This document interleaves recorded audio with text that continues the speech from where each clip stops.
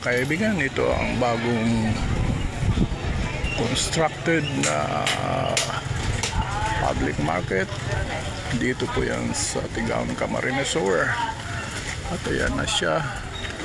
Medyo maayos na, ating iba hindi pa naayos.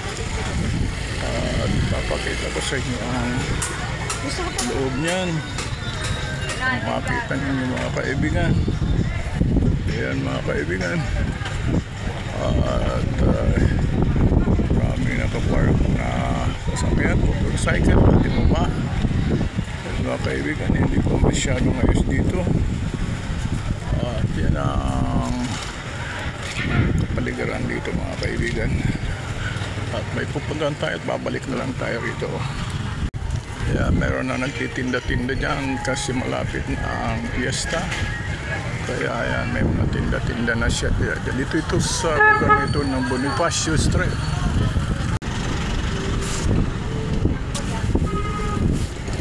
O ayan mga kaibigan.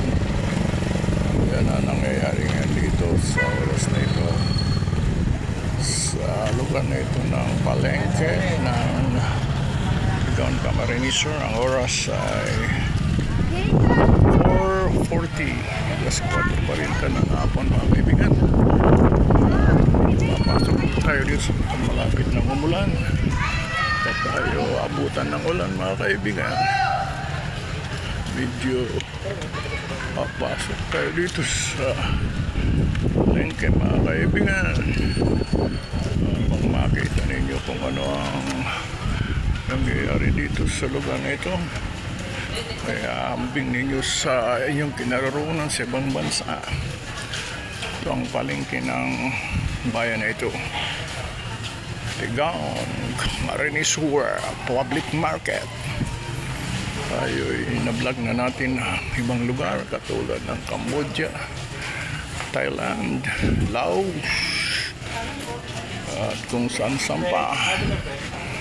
Yan mga kaibigan, halos hindi nagkakalayo sa Cambodia ang palengke rito.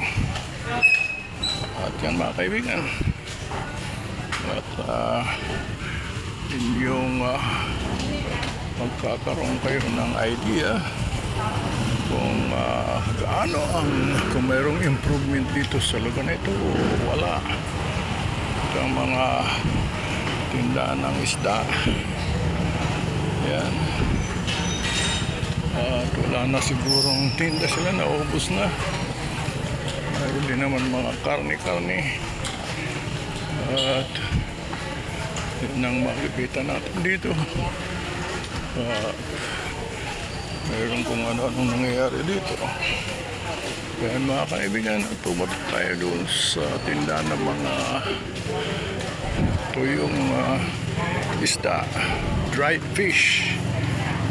Tingnan natin kung anong mabibili natin mga kaibigan. Hanggang dito na lang. Ingat po kayo lahat mga kaibigan sa mga kayo naroon.